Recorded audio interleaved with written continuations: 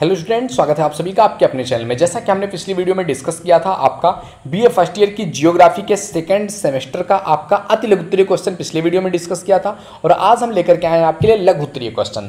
Unit number 1 हम complete करवा रहे हैं। तो अगर आपने इससे पहले की वीडियोज नहीं देखी है, ऑलरेडी हमने जितने भी आपके बीए फर्स्ट ईयर के सब्जेक्ट्स हैं सभी के सेकंड सेमेस्टर का सिलेबस ऑलरेडी डिस्कस कर लिया है एंड लगातार एक एक सब्जेक्ट का पूरा यूनिट हम कंप्लीट करवा रहे हैं। एक यूनिट से रिलेटेड जो भी आपके क्वेश्चन पूछे जा सकते हैं, चाहे वो अति लघु उत्तरीय टाइप क्वेश्चन हो, लघु उत्तरीय टाइप क्वेश्चन हो, दीर्घ उत्तरीय क्वेश्चन हो, ऑप्शनल क्वेश्चन हो, सारा कुछ हम कंप्लीट करवा रहे हैं। तो अगर आपने पिछली वीडियोस नहीं देखी है तो आप चैनल पे विजिट करके आप वो वीडियोस देख सकते हैं एंड आने वाली वीडियोस की नोटिफिकेशन पाने के लिए चैनल को सब्सक्राइब करके बेल आइकन हिट कर दीजिए। ओके दोस्त, तो टाइम ना वेस्ट करते हुए चलिए आज की वीडियो स्टार्ट करते हैं। शेयर टू योर फ्रेंड्स, जिससे कि उनकी भी हेल्प हो सके, आपके दोस्तों की भी हेल्प हो सके। ओके, तो आज हम बात करने वाले लघु उत्तरीय क्वेश्चंस की। लघु उत्तरीय क्वेश्चंस में आप देख सकते हैं, कह रहा है आपसे कि मानव भूगोल के विषय क्षेत्र को स्पष्ट करो। मानव भूगोल के विषय क्षेत्र को स्पष्ट करना है कि आखिर मानव भूगोल का विषय क्षेत्र क्या है, क्योंकि यूनिट नंबर 1 का नाम ही है आपके मानव भूगोल। तो इसके विषय क्षेत्र के बारे में आप डिस्कस करते हैं। तो देखो, अगर हम बात करें भौतिक अध्ययन में, मानव उसकी क्रियाकलापों का विशेष अध्ययन है। जो भौतिक अध्ययन है उसमें मानव और उसकी क्या क्रियाकलाप है उसका विशेष अध्ययन होता है। मानव और प्रकृति जो है दोनों ही परिवर्तनशील हैं, दोनों के आपस में परिवर्तनशील संबंध हैं। मानव भूगोल का प्रमुख उद्देश्य है पृथ्वी तल पर पड़ने वाले विभिन्न पर्यावरण के परिवर्तनशील संबंध का अध्ययन।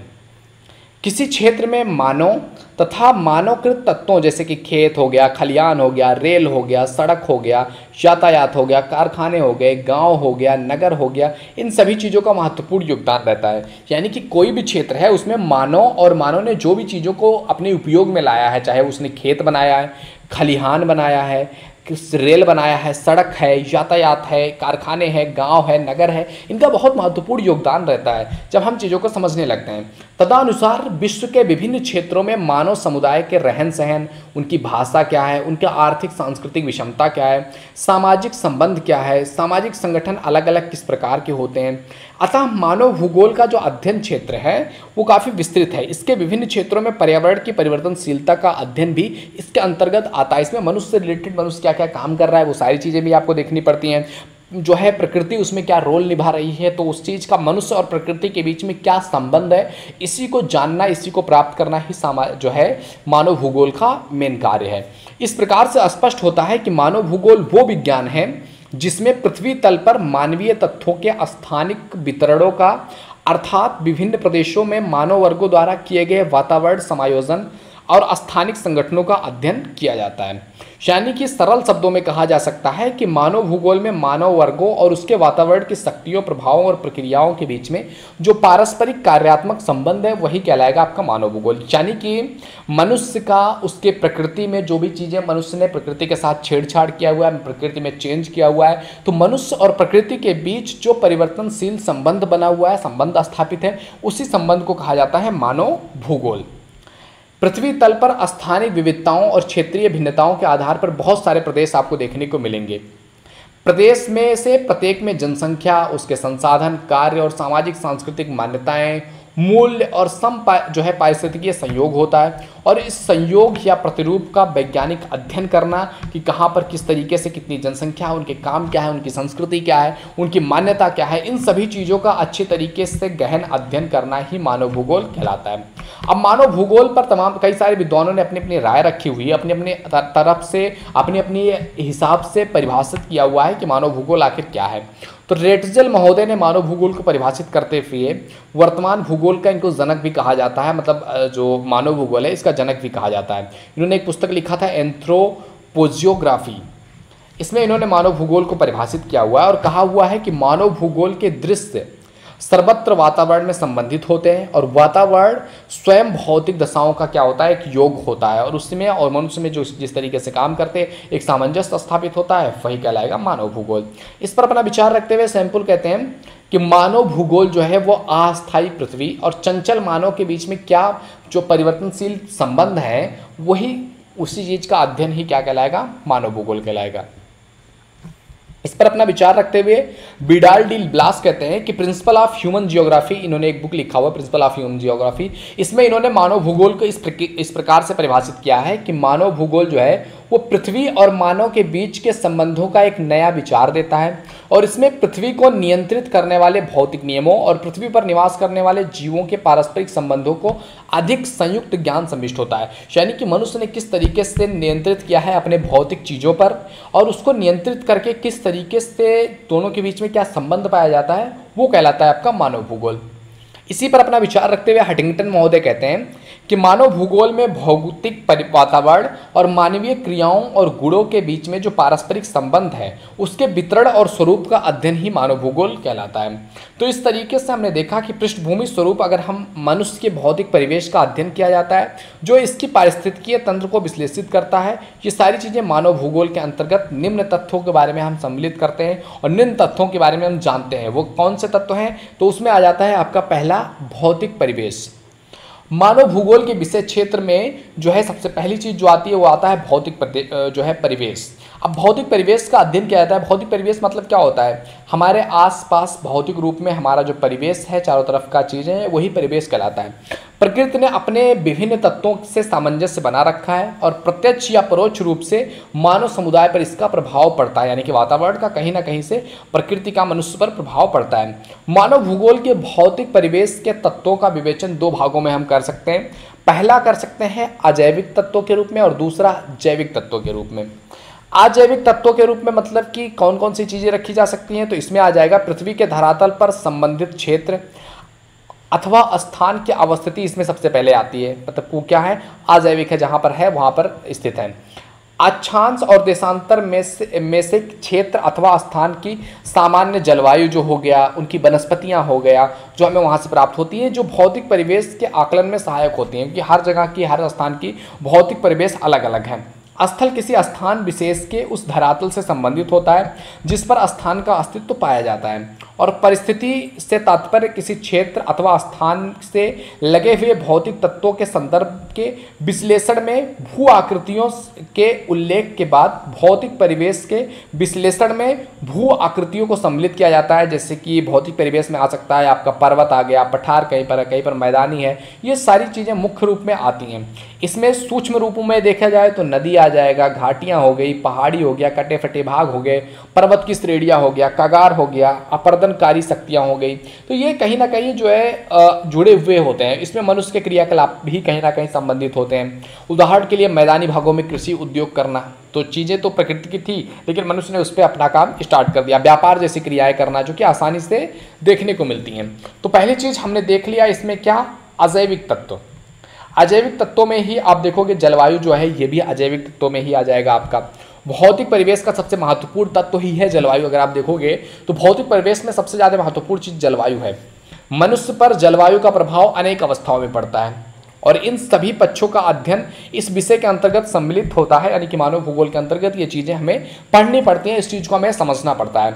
इसी प्रकार जल स्रोत अथवा जैसे नदियाँ हो गया, झील हो गया, तालाब हो गया, सागर हो गया, इन सभी का मानव क्रियाओं को गहन रूप से प्रभावित करते हैं। जैसे कि पेयजल हो गया, सिंचाई के लिए जल हो गया, परिवहन हो गया, जल विद्युत हो गया, मछली पालन हो गया, इन सभी में कहीं ना कहीं जलवायु की काफ़ी महत्वपूर्ण भूमिका रही है।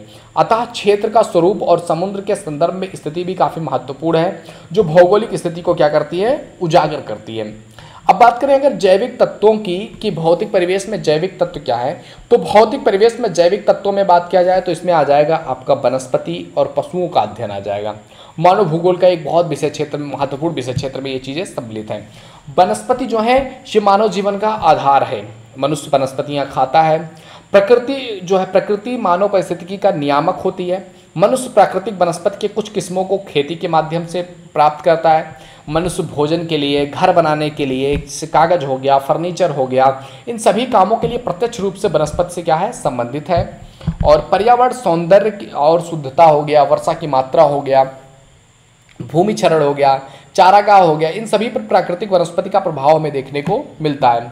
पशु जगत भी मानव भूगोल के विषय क्षेत्र में आ जाता है। पशु भी मानवीय क्रियाकलापों का एक आधार है।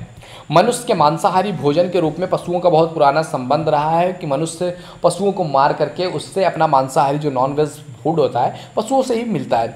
तो मानवीय अनुक्रियाएं और सांस्कृतिक परिवेश जो है ये भी काफ़ी महत्वपूर्ण भूमिका निभाते हैं। सांस्कृतिक प्रदेश जो है, परिवेश जो है, उसकी व्यापकता सब जगह पर हमें देखने को मिलती है। इसमें धरातल पर जो मानवीय स्वरूप तो आते ही हैं, अब तो अंतरिक्ष में भी स्थापित मानवीय क्रियाकलापों के स्थूल और गतिमान स्वरूप भी इसके विषय क्षेत्र में आने लगे हैं। सांस्कृतिक जो है परिवेश जो मानवीय अनुक्रियाओं का प्रतिफल है, वो सारी चीज़ें जैविक तत्वों के अंतर्गत हमें देखने को मिलती हैं। प्रथम घटक में अगर हम बात करें तो आधारभूत आवश्यकताएं आती हैं, यानी कि मनुष्य के जो मानवीय क्रियाएं हैं, जैविक तत्वों की जो मानवीय क्रियाएं हैं, उसमें सबसे पहली चीज़ आती है मनुष्य की आधारभूत आवश्यकताएं, जैसे कि भोजन हो गया, कपड़ा हो गया, आवास हो गया, और उपकरण मनुष्य की ऐसी आवश्यकता है जिसके बिना मानव जीवन क्या है, असंभव है। यानी कि खाना तो मनुष्य को चाहिए ही। अब पहले नंगे रहते थे, लेकिन अब नंगे नहीं रह सकते ना। कपड़ा चाहिए, घर रहने के लिए चाहिए, जो कि हमें हर तरह की प्रॉब्लम से बचाता है, और कुछ उपकरण हैं जिनकी मनुष्य के जीवन में काफ़ी इंपॉर्टेंस है। भोजन में जो है मनुष्य को कंदमूल हो गया, फल हो से लेकर के मांस, मछली आदि जो भोज्य वस्तुएं हैं, ये सारी चीज़ें भोजन में आती हैं। मनुष्य अपने शरीर को ऋतुओं के प्रभाव से बचाने के लिए वस्त्रों का प्रयोग करता है। ठंडी में गर्म कपड़े पहनता है, गर्मी में थोड़ा सा हल्के कपड़े पहनता है। पशुओं की खाल से वस्त्र आदि से लेकर के आज जो है प्राकृतिक या कृत्रिम रेशों से जो वस्त्र बन रहे हैं, ये सारी चीज़ें कहीं ना कहीं मानव भूगोल के अंतर्गत आती है। इनकी जो विविधताएं हो गई, इनकी साज सज्जा हो गए, का कमावेश हो गया, ये सारे मानव भूगोल के विषय क्षेत्र हैं। इसी तरह मकान भी मनुष्य का बहुत महत्वपूर्ण आवश्यकता है। विश्राम करने के लिए, परिवार को अच्छे तरीके से सुख सुविधा देने के लिए, संपत्ति की सुरक्षा करने के लिए मनुष्य जो है घर का निर्माण करता है। घरों की जो आंतरिक रचना होती है, उनकी आवश्यकता और क्षमता और तकनीकी का क्या है, प्रतिफल है कि मनुष्य को किस चीज़ की आवश्यकता है, क्या उसकी क्षमता है, उसका क्या प्रतिफल है। तो ये सारी चीज़ें आपको देखने को मिलती हैं। तो द्वितीय वर्ग में देखने को मिले, पहला तो उसका कोई बेसिक आवश्यकता हो गया, जिसमें हमने भोजन देखा, कपड़ा देखा, मकान देखा और कुछ उपकरण हो गए। अब द्वितीय वर्ग में मनुष्य के कुछ क्रियाकलाप आते हैं। कौन कौन से क्रियाकलाप, जिसमें कुछ क्रियाकलाप जो है प्राथमिक क्रियाकलाप में आते हैं। इनके संपादन में मनुष्य प्रकृति से प्राप्त वस्तुओं का सीधे लाभ लेता है, जैसे कि मतलब कि जो चीज़ें मनुष्य डायरेक्टली जो है नेचर से प्राप्त कर रहा हो, जैसे कि आखेट करना हो गया, मछली पालन हो गया, खनाई करना हो गया, खुदाई करना हो गया, कृषि करना हो गया, ये सारी चीज़ें उदाहरण है किसके, प्राथमिक क्रियाकलाप के। निवास के साथ ही वह इसका प्रयोग अपनी समृद्धि हेतु करना स्टार्ट कर देता है। उदाहरण के लिए अगर बात किया जाए तो उदाहरण वह इन कार्यों के संपन्न जीवन निर्वाह नहीं करता है, बल्कि व्यापार करके अपनी सुख और संपत्ति बढ़ाता है। यानी कि इन कार्यों से उसका जीवन निर्वाह नहीं होता है, तो क्या करता है, मनुष्य अपनी सुख सुविधा को बढ़ाने के लिए व्यापार करता है, तमाम चीज़ें करता है। मनुष्य की कुछ उच्च आवश्यकताएं भी होती हैं। जब मनुष्य संतुष्ट जीवन व्यतीत करने लगता है, यानी कि एक व्यक्ति जब अपने जो मेन उसकी चीज़ें हैं, जैसे भोजन, कपड़ा, मकान, इनसे ऊपर उठ जाता है, ये सारी चीज़ें उसको आने ही मिलने ही लगती हैं आराम से, तब उसके जीवन में कुछ और भी चीज़ें आती हैं। कला को एक्सपेंड करना चाहता है, एजुकेशन हो गया, मनोरंजन हो गया, ये सारी चीज़ों को पाने का प्रयास करता है। शिक्षा मानव जीवन का एक अंग है, वो मनुष्य की चेतना को जागृत करती है। शिक्षित और अशिक्षित व्यक्तियों के व्यवहार, क्रियाकलाप, इनमें भिन्नता देखने को मिलती है। और मनोरंजन भी जीवन का एक अंग है, जो कि मनुष्य में एक स्फूर्ति लेकर के आता है। इससे मनुष्य का जीवन जो है वो स्फूर्तिवान बनता है। तो इस तरीके से ये सारी चीज़ें आ गए द्वितीय वर्ग के अंतर्गत। तो दो तरीके से मतलब हम अगर समझना चाहें कि इसका विषय क्षेत्र क्या है, तो इतने प्रथम घटकों में आपका भोजन, वस्त्र, आवास आ गया, और इसमें आपकी और आवश्यकताएं आ गई। दूसरे में आपका जो प्राथमिक आवश्यकताएं हैं, जो कि मतलब हम डायरेक्टली जो है प्रकृति से रिलेटेड होते हैं, और दूसरा थोड़ा सा प्रकृति से ऊपर हट करके जब हम अपनी बेसिक नीड्स पूरी कर लेते हैं, तो उसके बाद जो हमें उच्च आवश्यकताएं होती हैं, वो भी कहीं ना कहीं मनुष्य के जीवन से रिलेट कर रही होती हैं। दूसरा क्वेश्चन अगर देखा जाए लघुत्तरीय क्वेश्चंस में, तो इसमें पूछा गया है आपसे कि मानव भूगोल के प्रमुख उपागमों का संक्षिप्त विवेचना कीजिए, कि मानव भूगोल के प्रमुख उपागम क्या हैं। तो देखो, अगर हम बात करें मानव भूगोल की, तो मानव भूगोल मानव के विशिष्ट तत्व का अध्ययन करता है कि किस प्रकार से मानव अपने वातावरण से जुड़ा हुआ है और किस प्रकार से समाज और वातावरण एक दूसरे से जुड़े हुए हैं, संबंधित हैं। यह भी जो है निर्विवाद सत्य है कि विभिन्न वातावरण में विभिन्न मानव समूहों ने अपनी भौतिक आवश्यकताओं की पूर्ति के लिए न केवल वातावरण में परिवर्तन किया है, बल्कि उसने अपने को उसमें सामंजस्य स्थापित कर लिया है। अतः मानव भूगोल में मानव पर्यावरण के बीच में क्या संबंध है, मनुष्य और पर्यावरण में क्या संबंध है, किस तरीके से वो दोनों एक दूसरे से रिलेट करते हैं, उसका अध्ययन ही मानव भूगोल कहलाता है। अतः मानव भूगोल के अध्ययन की विविधता के आधार पर इसके अध्ययन के तमाम सारे उपागम भी आपको देखने को मिलेंगे, जिसमें हम निम्नलिखित रूप में उनको समझ सकते हैं कि वो कौन कौन से उपागम हैं। एंड पहला उपागम हम डिस्कस करने वाले हैं ऐतिहासिक उपागम। मानव भूगोल को जानने का, मानव भूगोल के बारे में अध्ययन करने का वो जो है ऐतिहासिक उपागम क्या है। तो इसका ऐतिहासिक उपागम के बारे में बात करें तो मानव का प्राकृतिक जो है जैविक वातावरण से अंतर संबंध जो है अस्थायित्व नहीं है, यानी कि जुड़ा नहीं कि बस यही मानव का प्रकृति के साथ ऐसा ही संबंध रहेगा। उसका संबंध क्या है, परिवर्तनशील है। यद्यपि प्राकृतिक जैविक वातावरण भी सदैव एक जैसा नहीं रहता। उच्चावच में अपरदन के कारकों द्वारा सतत परिवर्तन होता रहता है। जलवायु में व्यापक परिवर्तन हो रहा है। वनस्पति का स्वरूप भी बदलता जा रहा है। मिट्टी की प्रकृति भी सदैव एक जैसी नहीं रह रही है। अतः इन सभी से पता चलता है कि प्राकृतिक जैविक तत्वों में यदि मानव द्वारा वन कटाव और मिट्टी की जुताई आदि से के रूप में छेड़छाड़ ना होती तो परिवर्तन थोड़ा सा मंद गति से होता। मानव वातावरण के बीच में जितना ज़्यादा मतलब परिवर्तन करता जाएगा, जितना ज़्यादा मनुष्य प्रकृति के साथ छेड़छाड़ करता जाएगा, प्रकृति भी मनुष्य के साथ उतनी ही तेजी से छेड़छाड़ करेगी। दूसरा बात किया जाए, दूसरा उपागम जो है वो है आपका पारिस्थितिकीय उपागम। अगर पारिस्थितिकीय उपागम के बारे में बात किया जाए तो जब किसी भी विद्यमान मानवकृत भूदृश्य का अध्ययन इस दृष्टि से किया जाता है कि मानव को केंद्रीय तत्व मानते हैं और उसके जो कार्य हैं, जो क्रियाकलाप हैं और जीवन पद्धति है उसका प्राकृतिक वातावरण के विभिन्न तत्वों से संबंध ढूंढने की विवेचना किया जाए तो इसे हम पारिस्थितिकी उपागम कहेंगे। मानव भूगोल का अध्ययन जो है वो परिस्थितिकी के दृष्टिकोण से भी किया जा सकता है और इसके अंतर्गत मानवीय और प्राकृतिक वातावरण के संबंधों और उनके जो श्रृंखलाबद्ध प्रतिरूप हैं उसकी व्याख्या आपको देखने को मिल जाएगी इसमें। तीसरे उपागम के बारे में बात किया जाए तो ये है आपका आचारपरक उपागम।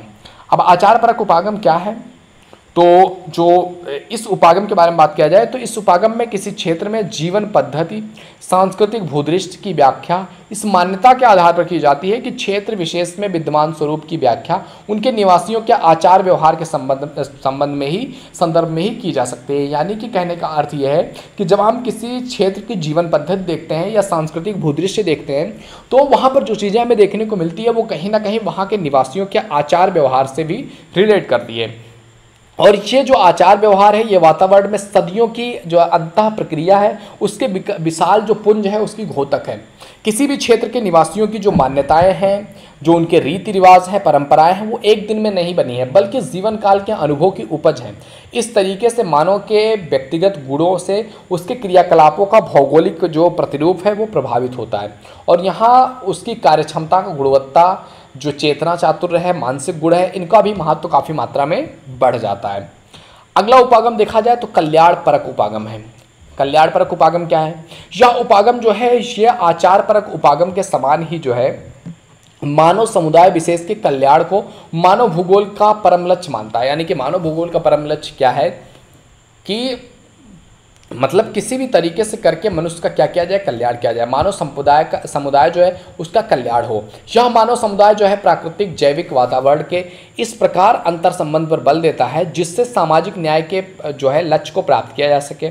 अर्थात मानव समुदाय जो है वो प्राकृतिक वातावरण के बीच में जो अंतःक्रिया है उन संसाधनों का समाज के सभी वर्गों में न्याय संगत वितरण हो। यानी कि संसाधन के बारे में हमने पहले भी बात किया हुआ है, फर्स्ट पेपर में भी, आपका पहले सेमेस्टर में भी, कि संसाधन वो होते हैं जिसका मनुष्य क्या करे, यूज करे।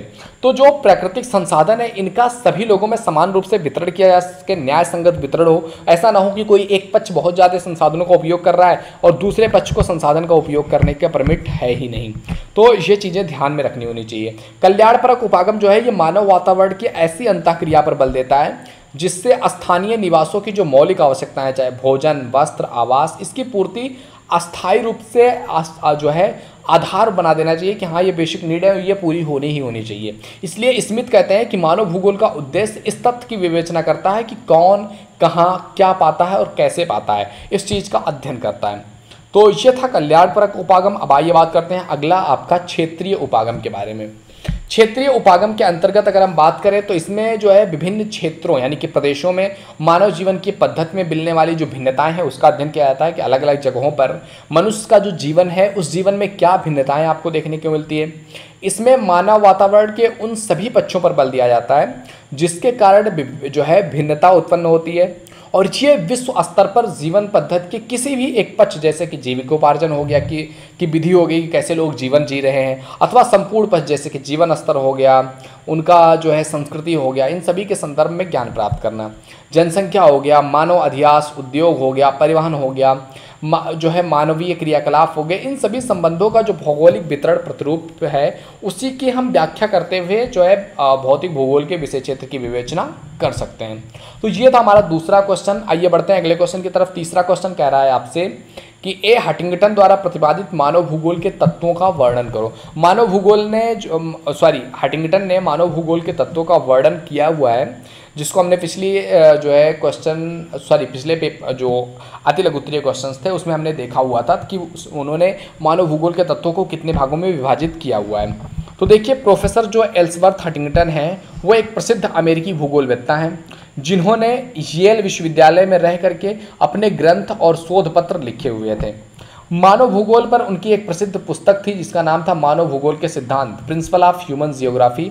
इसमें उन्होंने अपने मानव भूगोल के जो तमाम सारे विषय सामग्री हैं उससे मानव को बहुत ज़्यादा महत्वपूर्ण स्थान दिया है। यानी कि इनका जो ये सिद्धांत था इसमें मनुष्य बहुत महत्वपूर्ण स्थान रखता है।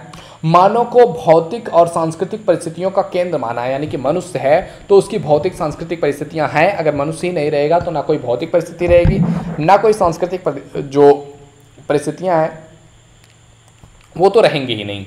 मानव भूगोल के तथ्यों को मुख्यतः दो भागों में बांटा जा सकता है। एक वहाँ मानव के जो तथ्य हैं उसकी भौगोलिक दशाएं हो सकती हैं।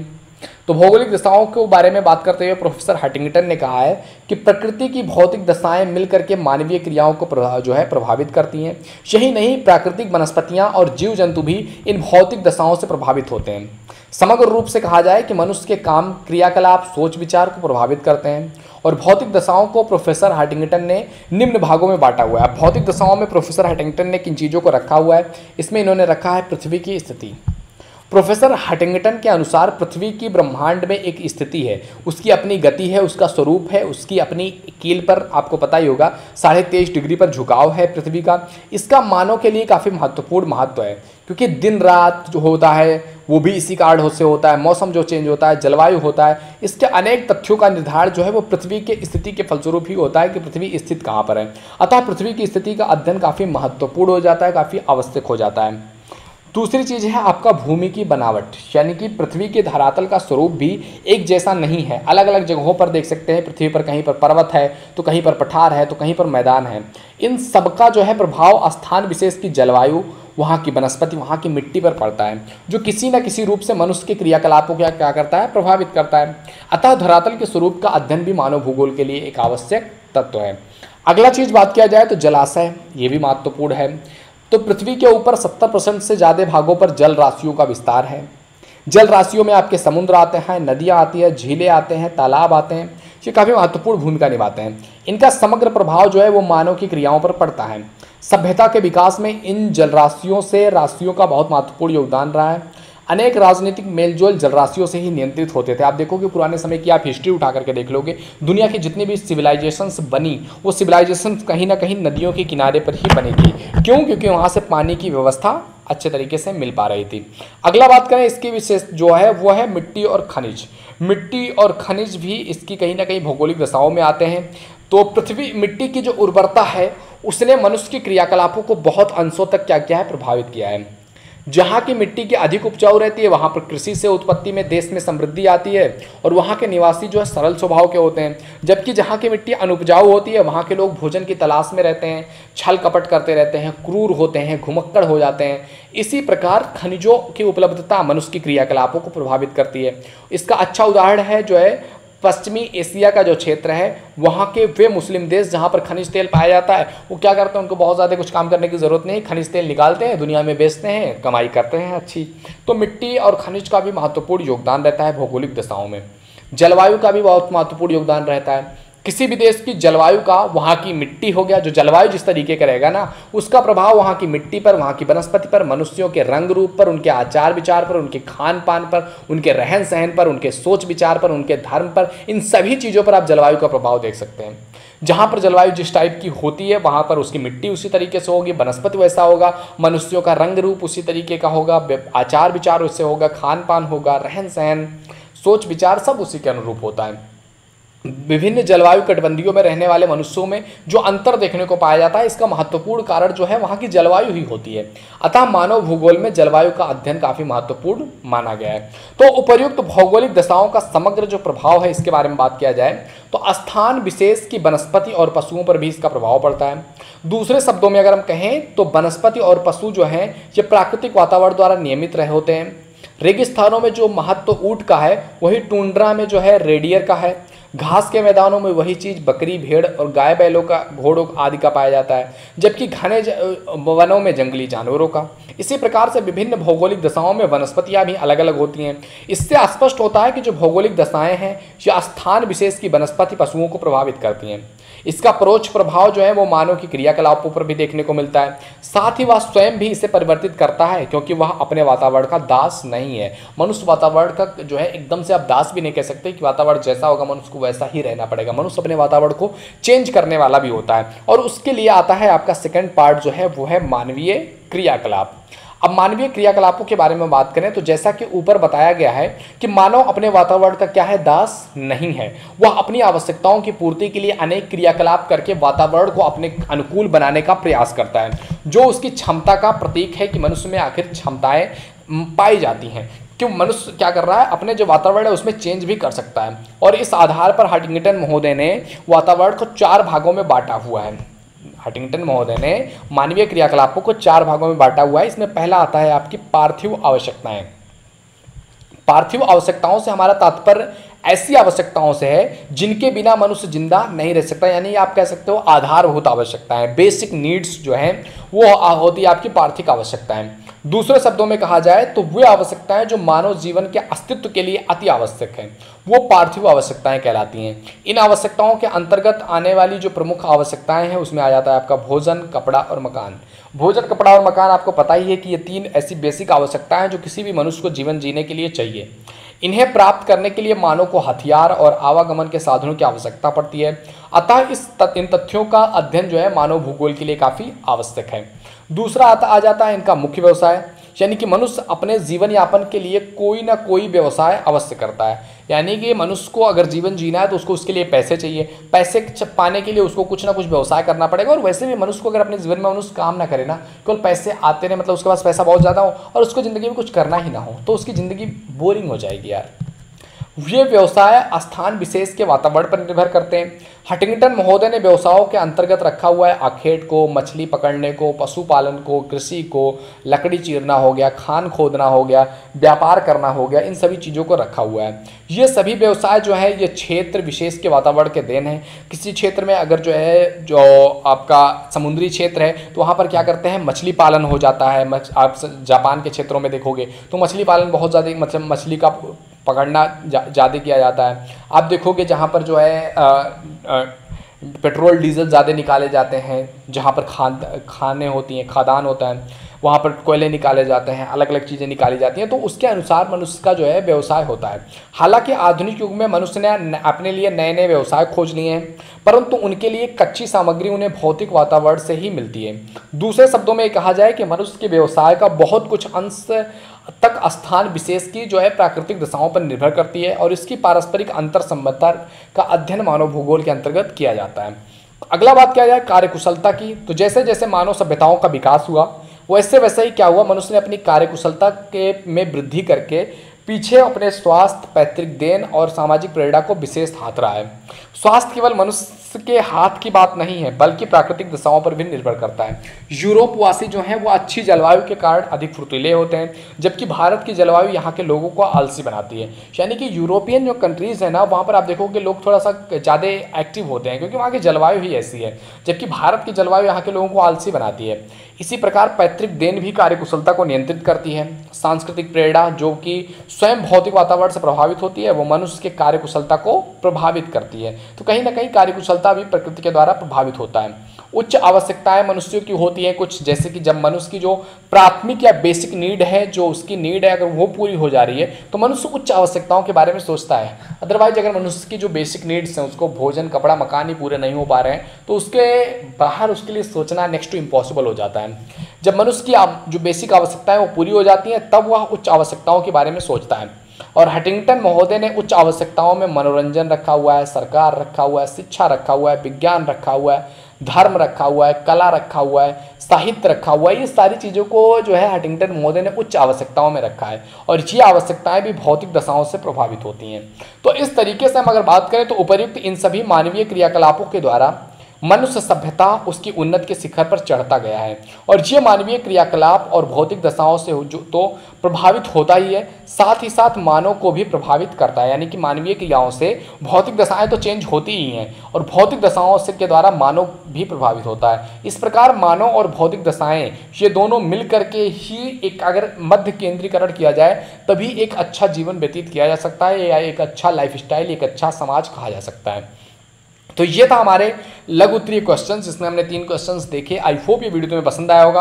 वीडियो पसंद आए तो लाइक जरूर कीजिए। पहली बार चैनल पे आए please visit the channel. If you think it is valuable तो आप सब्सक्राइब कर सकते हैं। तो अब इसके बाद हम पढ़ने वाले दीर्घ उत्तरीय क्वेश्चन, क्योंकि ये वीडियो काफी लंबी हो गई है। तो दीर्घ उत्तरीय क्वेश्चंस के लिए हम आपसे मिलते हैं अगले वीडियो में। तो आने वाली वीडियोज का नोटिफिकेशन पाने के लिए चैनल को सब्सक्राइब करके बेल आइकन हिट कर लो, जिससे कि आपको आने वाली वीडियोज का नोटिफिकेशन मिलता रहे। ओके मेरे दोस्त, तो मिलते हैं आपसे अगले वीडियो में। सभी के पास शेयर जरूर कीजिएगा। All the best for your exams. अगर आप एग्जाम्स के टाइम पे देख रहे हैं तो डेफिनेटली ये आपके लिए काफी हेल्पफुल होने वाला है। तो मिलते हैं आपसे अगले वीडियो में, तब तक के लिए जय हिंद, जय Bharat. Thank you, bye bye.